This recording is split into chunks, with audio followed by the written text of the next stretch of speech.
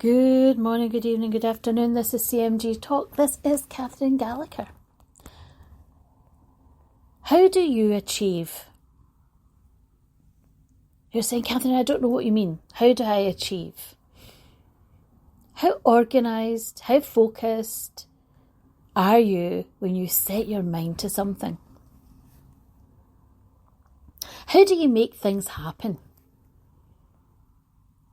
Did it take time for you to do that? Does it depend on what it is? Are you good at setting, focusing, delivering, making it happen? Are you someone that is good at understanding how to motivate yourself?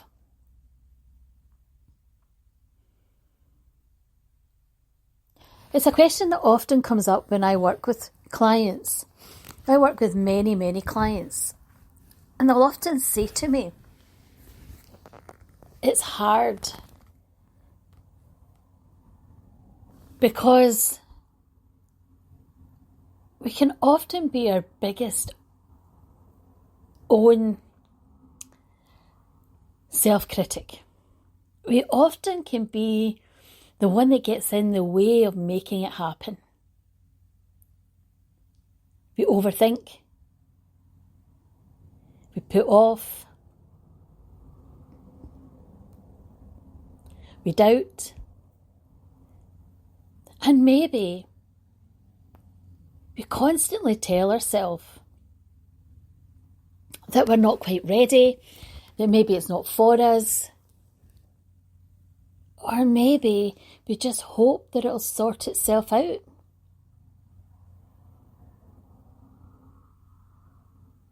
How do we know when change is meant to happen? When we're meant to take action?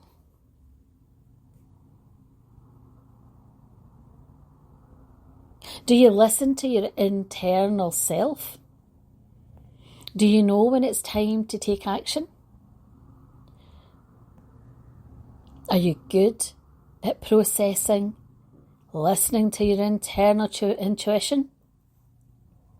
Do you sit and think about, okay, so I really want this, I need this, I feel this would be good for me, so when would be the right time?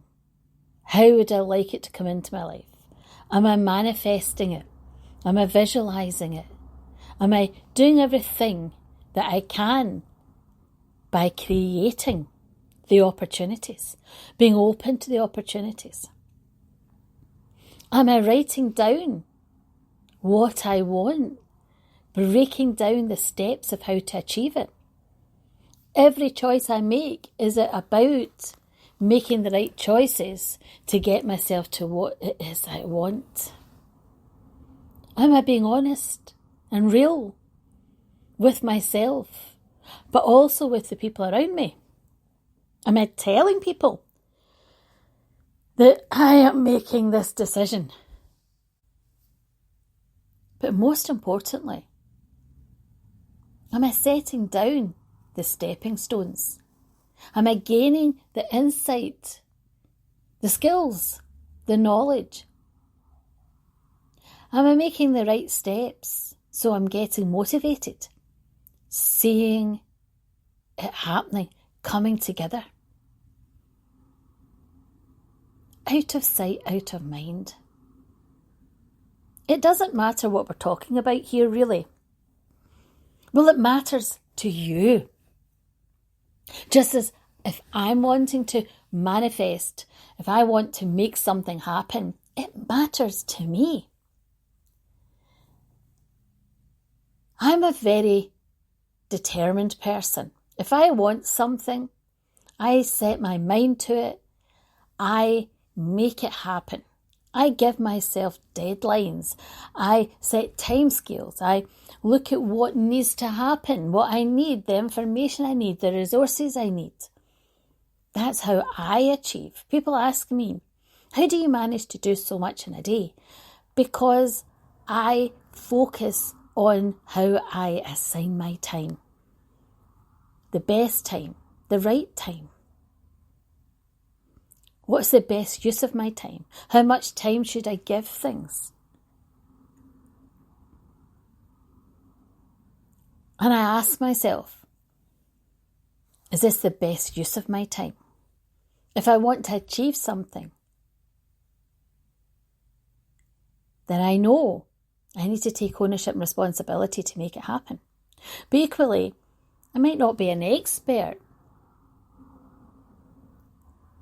So I need to find people that are and surround myself with knowledge and the right steps. If you want to achieve the best relationships, you can research. You can find out what makes a good relationship, particularly if you're repeating same patterns of behaviour and you want to learn how not to do that. If you want to get a career change or career promotion, you can follow, monitor, shadow people, coach, get a life coach. You can get better qualifications, different qualifications. You can do training, mentoring. There's lots of different things we can do to upskill. Gain different qualifications in education if you need to. We can take time to invest in our knowledge and understanding. Or we can build our confidence and self-esteem. So we're not self-sabotaging with our limiting self-beliefs. We gain experience. Make sure that we are focused and continuing to pursue that goal. We have to make the time and give the time to what matters and what's important. Equally, if we want to pursue a life's dream, to travel, or to give time to our family, or find a hobby, or build our social network connections, we need to make time to make that happen. If you want to bring our date of retirement closer, then we need to look at how to do that and make that possible. Looking at our finances and our career and our choices we're making around that. Our decisions rarely will ever just impact on us. We have to get people that are closest to us on board with our decisions. Making things happen means making the time to invest and making a plan to make it happen. Whether you do a visualization board and you start creating that board, out of sight, out of mind. Whether you're writing it down and you're constantly reaffirming, reminding yourself of what you're doing and why you're doing it.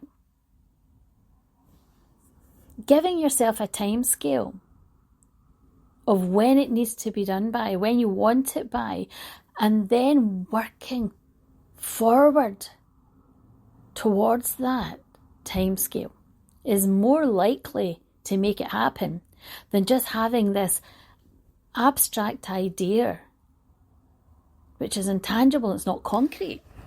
When we cement ideas, we're more likely to make it happen.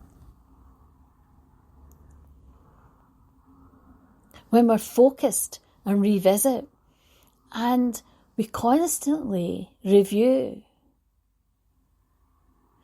and we're always seeing it as a work in progress because we're prepared to change.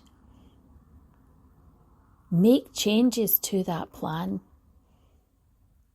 because life doesn't happen always the way we think it will. Sometimes things happen quicker. Sometimes life events happen. And we have to take time out, or we have to make adjustments.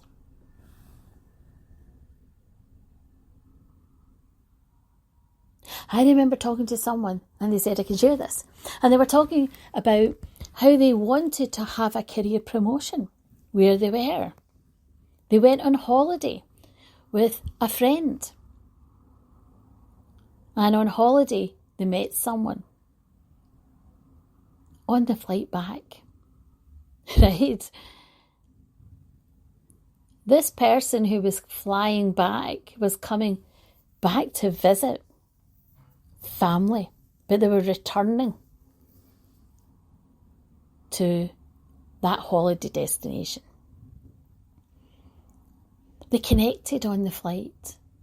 They just thought it would just be a nice conversation, but they exchanged contact information and they continued to talk, and they realised that they actually had a lot more in common. They built up a really strong connection, really strong friendship.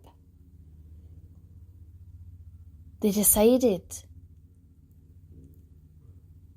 that they would meet up, and it became more regular. They ended up realising that they weren't just friends. There was a lot more to it.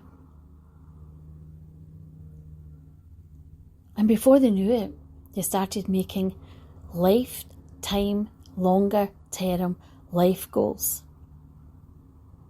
The career change, career promotion ended up being about not in their hometown, but in that person's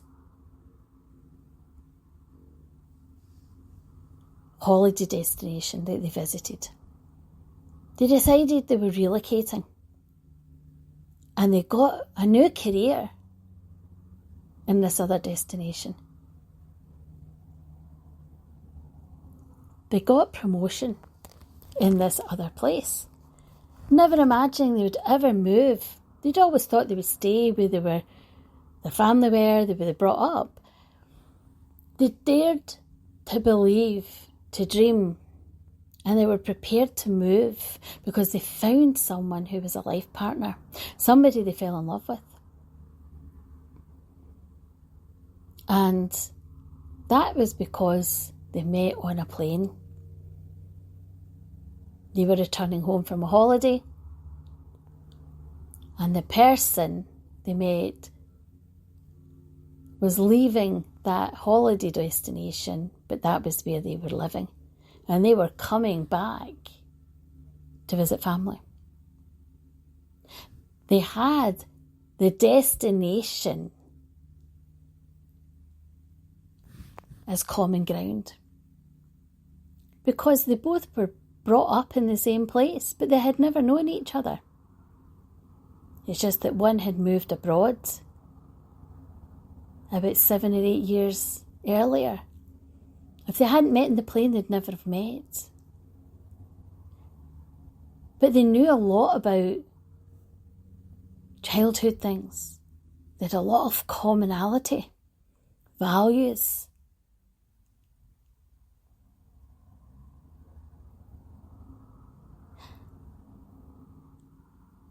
And hearing how life can present these opportunities, by being prepared to make those decisions and those choices, because it felt right, and they trusted in themselves and making those goals and those life-changing. They said, I couldn't imagine my life moving forward not having this person with me. And my family knew it was meant to be. When they met them, they knew it was meant to be. They were back visiting, and they popped along to meet my family, and they knew instantly we had a very strong connection. Didn't surprise them we had kept in contact when they went back. They flew back to where I went on holiday. And it didn't surprise that I was going back and forward then to visit, and they were coming back.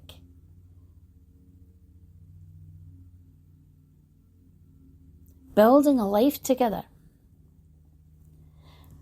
When we find it hard to make decisions, it's often because we're doubting. We're doubting whether or not we can trust if things will work out. We're often looking for a guarantee. Sometimes it's about taking that leap of faith. Sometimes it's about weighing up and stacking up whether it's worth it. How many times do you hear people saying, life's too short? As far as I know, I only get one chance to live my life, this life. Am I not wanting to make the most of it? Living our life to the best and the fullest, we often get caught up in how hard, how difficult, the disappointments, when things don't work out the way we expected them to, when people let us down, when people disappoint us. People are imperfect and they don't often give us what we need. Sometimes not even what we want. People are caught up often in their own stuff. Sometimes people are very good at meeting their own needs and they'll not put themselves out. And some people, they don't see that we actually are reaching out and looking for help, but maybe that's because they don't see us asking. Have we really shown our vulnerability? Have we really actually let people see that we do need help? Do we accept help? And how do we ask for it? Do we ask for it in a way where it's reasonable? We have reasonable expectations. Do we accept how people's help is coming to us? Or do we only accept the help if it's how we want it packaged? That's an interesting one. That's an interesting one, isn't it? We have our different ways of assimilating languages. We talk about love languages, but we also have an understanding of communication and language of how we receive things. We often expect people to deliver help, support in a way that we see value to it. But sometimes that's not what people do. Some people, they might not be emotionally demonstrative. They might not be somebody that's going to naturally come up and hug you or comfort you in that way. But what they might do is do something practical to try and make it that bit easier for you.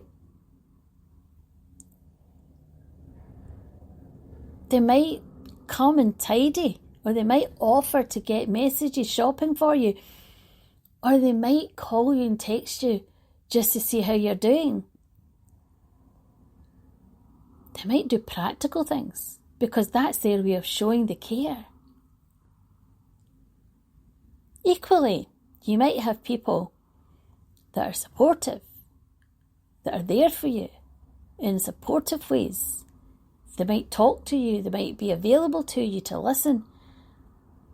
But if you're looking for them to come and rally round and help you with the practical, putting up shelves of painting, or, if you're feeling overwhelmed with practical tidying or whatever, they might be very disorganised and they might be overwhelmed by that. And they might not feel that's something they're good at or good for. They might not be able to cook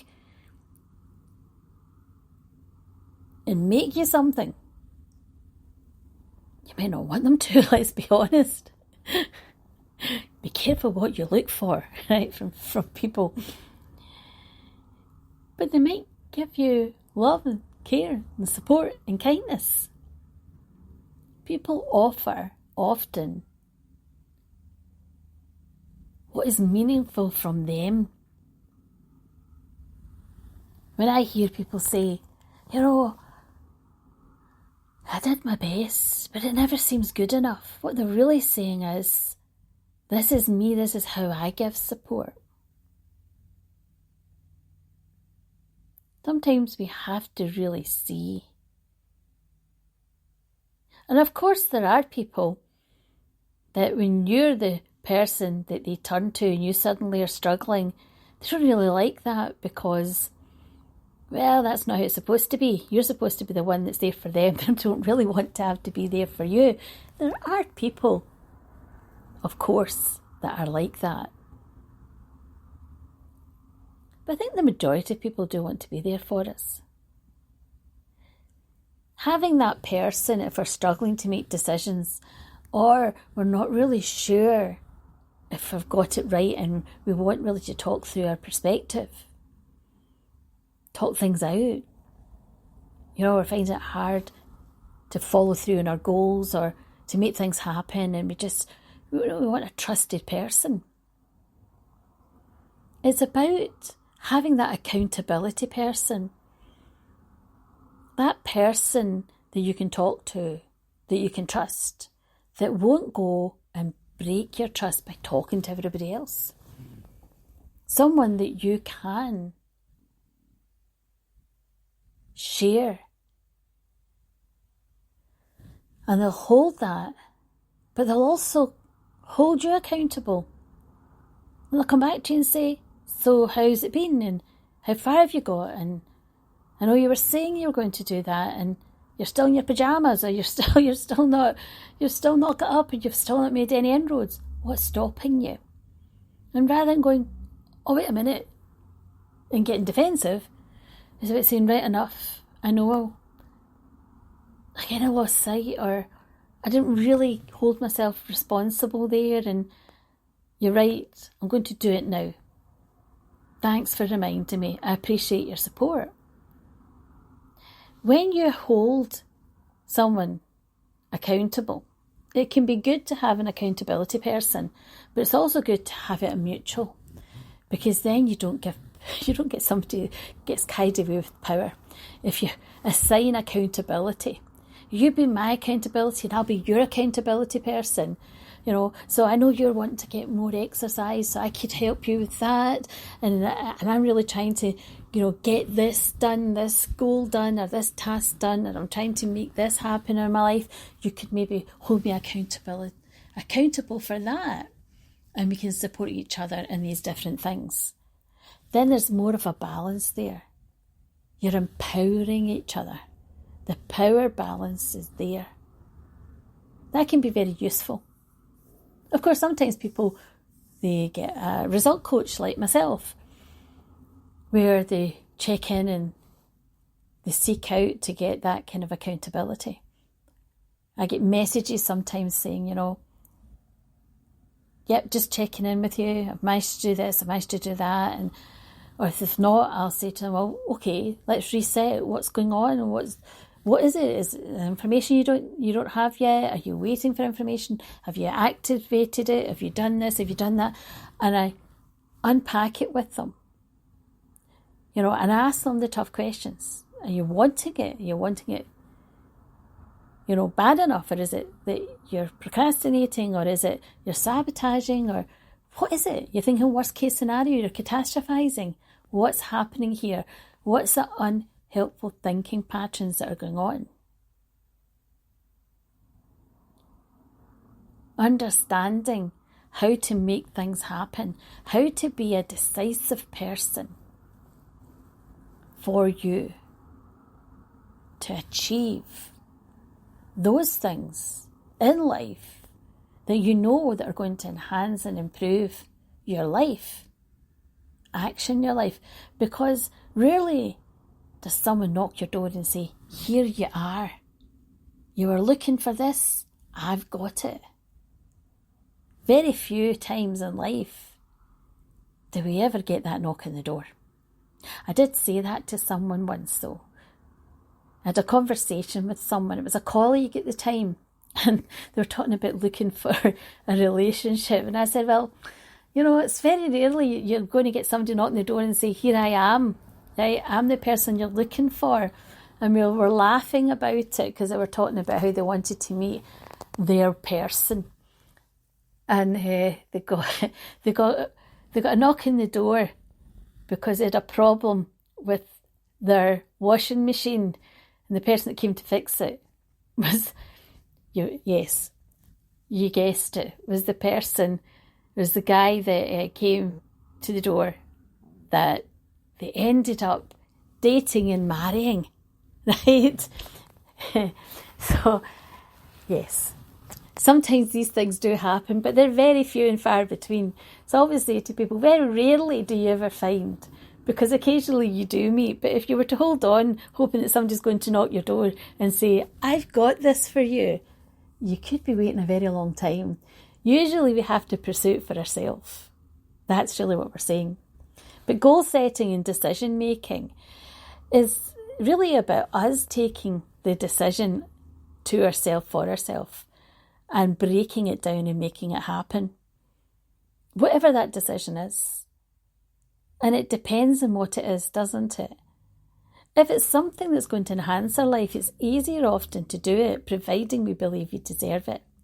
If it's something that we feel that is going to be unpleasant, or it's something that's going to be difficult or painful, well, as human beings, we tend to avoid the difficult and the painful. We put off, don't we? Usually we can only do that for so long. There's usually a time scale. There's usually a time where we have to get it done by. The difficulty, if we put it off to the last minute, we can end up forgetting, because other things take priority. If we leave it too long, time can go by, and before we know it, suddenly it slips our mind.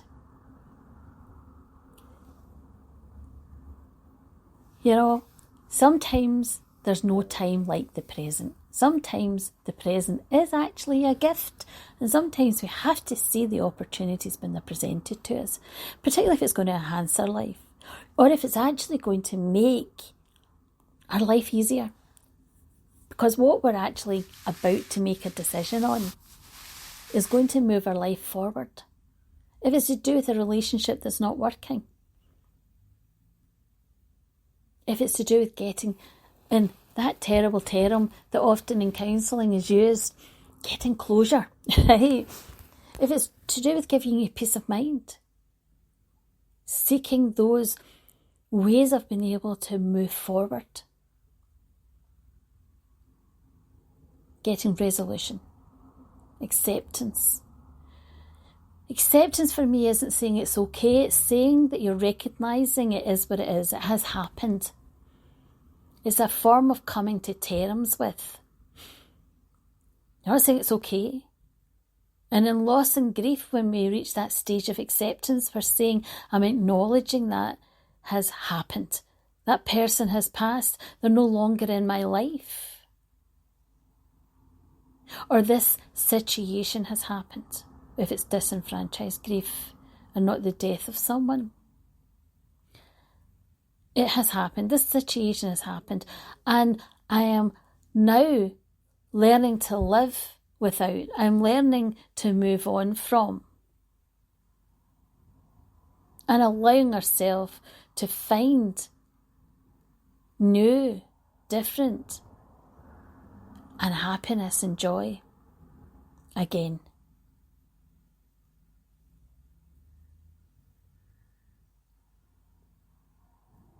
Making decisions, deciding, making decisions and decisions being made. We do that differently. Some people are very good at making decisions. Some people are very organised and structured in their thinking. Some people are very reactionary and they jump at things without thinking it through. And other people are very, very organised, very structured, very strategic. Some people put off and delay.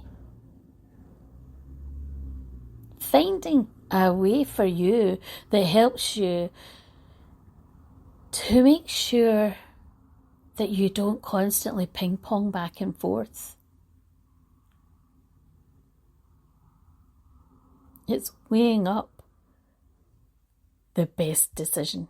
The decision that you know that is going to enhance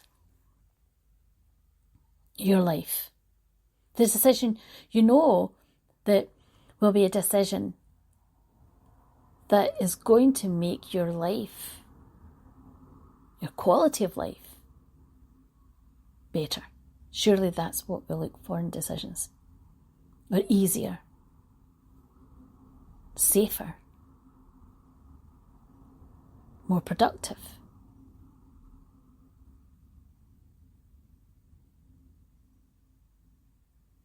But it's always better to write things down and weigh up the pros and cons. Or write things down so you can see it clearly. Organise your thoughts. Set goals.